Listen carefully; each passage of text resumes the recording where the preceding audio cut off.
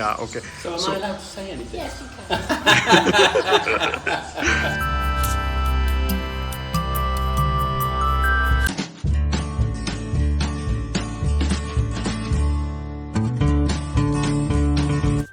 કેમ છો મિત્રો? આજે આપણે અમદાવાદ શહેરના એક એવા ઐતિહાસિક ખજાનાની મુલાકાત લઈ રહ્યા છીએ જેને ઘણા લોકો જાણે છે, પરંતુ તેની સાચી વાર્તા અને તેની રચનાની ખાસિયતો બહુ ઓછા લોકોને ખબર છે. આ છે દાદા હરીરની વાવ, જે અમદાવાદના અસારવા વિસ્તારમાં આવેલી એક અદ્ભુત અને 500 વર્ષથી પણ જૂની ઐતિહાસિક રચના છે. શહેરના શોરગુલથી થોડું દૂર આવેલ આ સ્થળે પહોંચતાની સાથે જ અલગ જ શાંતિ અને પ્રાચીનતાનો અહેસાસ થાય છે. આ વાવ માત્ર એક પાણી સંગ્રહ કરવાની જગ્યા ન હતી, પરંતુ તે સમયના લોકો માટે એક સામાજિક અને આરામ કરવાની જગ્યા પણ હતી. તો મિત્રો, જાણીશું કમ્પ્લીટ ઇન્ફોર્મેશન. વિડીયોને એન્ડ સુધી જોવાનું ચૂકતા નહીં, અને જો વિડીયો ગમે તો લાઇક અને શેર પણ કરી લેજો. જો તમે અમારી ચેનલ પર નવા છો તો આવા જ અમારા નેક્સ્ટ અપકમિંગ વિડીયોઝની અપડેટ માટે ચેનલને સબસ્ક્રાઇબ પણ કરી લેજો. Okay, hi. We absolutely love travelling in India because we're on our third week now and Ahmedabad is our last destination. But we will definitely come back. It's such a fascinating city Okay. to visit, and we can go to the Calico Museum today and we're going back this afternoon. But yeah, it's been exceeded all our expectations. Yeah, okay. So am I allowed to say anything? Yes, you can. So are you traveling since a week? Sorry? Traveling since a week in India? 3 weeks. Yes. 3 weeks. Oh, Yeah, we'll do another one for you. We'll talk between yeah, us. that's very long time. Yeah. Yeah, okay. And what about this place? So yeah, I mean, we've been travelling for 3 weeks now, and I mean, we're fascinated by the architecture of the city here, particularly the stepwells, which are totally different to the Yeah. stepwells in places like Rajasthan Okay. or whatever. So Yeah, there's that real crossover of sort of Hindu and Islamic culture, and this one's fantastic because there's nobody else here. yes, So- Yeah, It's and no- currently it's a summer days, so you will feel a little bit hot here, but inside you will feel quiet and cool. yes, the temperature descends really Yeah, yeah. nicely. But yeah, we're fascinated by everything, the experience. The city is very buzzy. There's a lot going on. We've enjoyed ourselves. Very haven't we? nice, yes, yes. Definitely recommend it. Yeah. So thank you so much for sharing. Pleasure. Our pleasure. Yeah. We'll be back to India soon.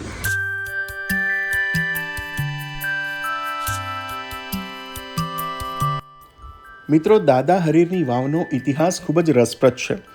આ વાવનું નિર્માણ 15મી સદીમાં અંદાજે 1485થી 1499 વચ્ચે દાઈ હરીર નામની સ્ત્રીએ કરાવ્યું હતું, જે સુલતાન મહમૂદ બેગડાના દરબારમાં હરમની સુપ્રિન્ટેન્ડન્ટ હતી.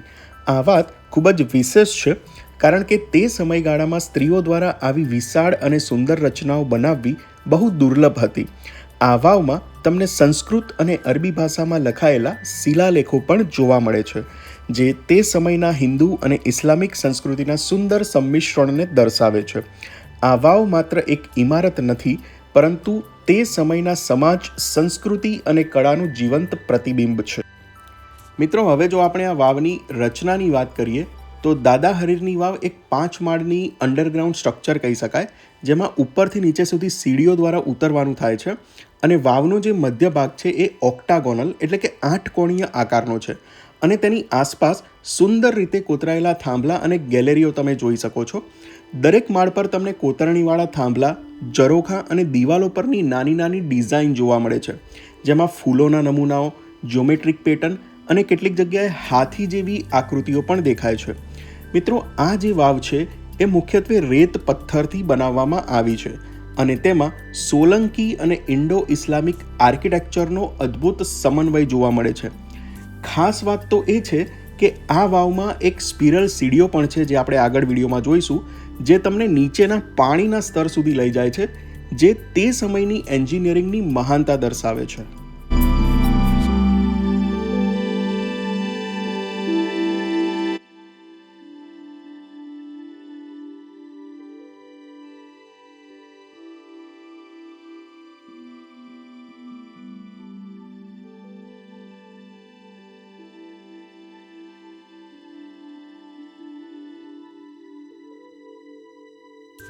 તો મિત્રો, આપણે વાત કરીએ એમ કે વાવમાં સ્પિરિયલ સીડીઓ પણ છે. બંને સામસામેની બાજુ આ સ્પિરિયલ સીડીઓ તમે જોઈ શકો છો. એક વળાંકવાળી સીધી સીડી કહી શકાય. જે તમને નીચેના પાણીના સ્તર સુધી લઈ જાય છે. તો ચાલો આપણે નીચેના જે ફ્લોર છે નીચેનો એ તરફ જઈએ. અને અહીંયા તમને વાવમાં ઘણા બધા ચામાચીડિયા પણ જોવા મળશે, પણ એ તમને ડિસ્ટર્બ નહીં કરે. તમે જશો એટલે ઉડી જશે, પણ મેઇન થિંગ એ છે કે તમે એમને ડિસ્ટર્બ ના કરો, એ મહત્ત્વનું છે. તો અત્યારે તમે જે સ્પિરલ સીડીઓ છે એ જોઈ શકો છો.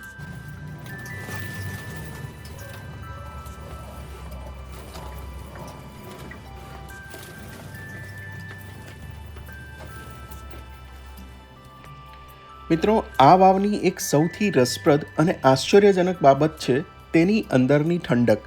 અમદાવાદમાં ભલે બહાર ખૂબ જ ગરમી હોય, પરંતુ આ વાવની અંદર જતાં જ તમને તાત્કાલિક ઠંડકનો અહેસાસ થાય છે. અંદરનું તાપમાન બહાર કરતાં લગભગ 4 થી 5 ડિગ્રી ઓછું રહે છે, કારણ કે આ આખી રચના જમીનના અંદર બનેલી છે અને પથ્થરની દિવાલો કુદરતી રીતે ઠંડક જાળવી રાખે છે. આ કારણસર જૂના સમયમાં લોકો અહીં માત્ર પાણી માટે જ નહીં, પણ આરામ અને શાંતિ માટે પણ આવતા હતા.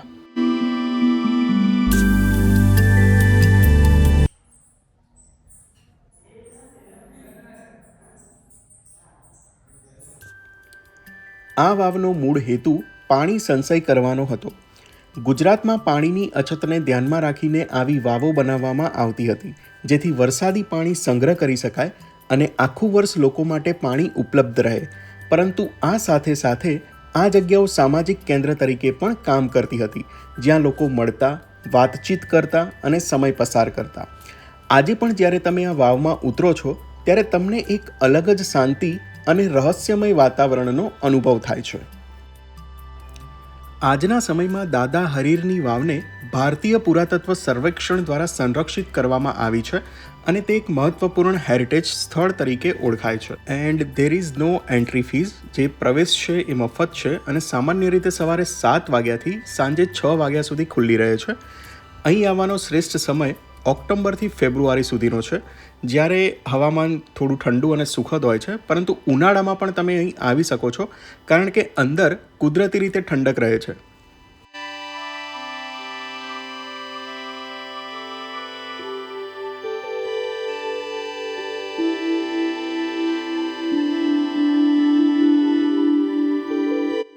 મિત્રો, ફોટોગ્રાફી માટે પણ આ સ્થળ ખૂબ જ લોકપ્રિય છે, ફેમસ છે, અને ખાસ કરીને સવારે અને સાંજના સમયે તમે અહીંયા સુંદર ફોટોગ્રાફ્સ કેપ્ચર કરી શકો છો.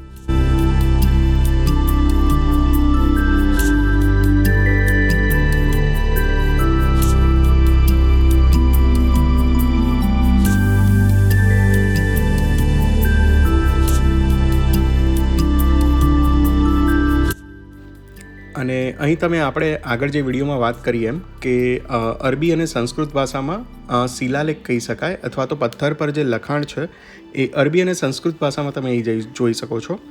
આ જે છે એ સંસ્કૃત ભાષામાં લખેલું છે અને એની એક્ઝેક્ટ સામેની બાજુ તમે અરબી ભાષાનો શિલાલેખ જોઈ શકો છો. શિલાલેખ એટલે પથ્થર પર લખેલું લખાણ. તો મિત્રો, આ વિડીયોમાં આટલું જ. મળીશું એક નવા વિડીયોમાં, નેક્સ્ટ વિડીયોમાં, અમદાવાદ હેરિટેજ એક્સપ્લોરના સેકન્ડ વિડીયોમાં. જો વિડીયો ગમ્યો હોય તો વિડીયોને લાઇક અને શેર કરવાનું ભૂલતા નહીં. અને જો તમે અમારી ચેનલ પર નવા છો તો મારા નેક્સ્ટ અપકમિંગ વિડીયોઝની અપડેટ માટે ચેનલને સબસ્ક્રાઈબ પણ કરી લેજો. Thanks for watching.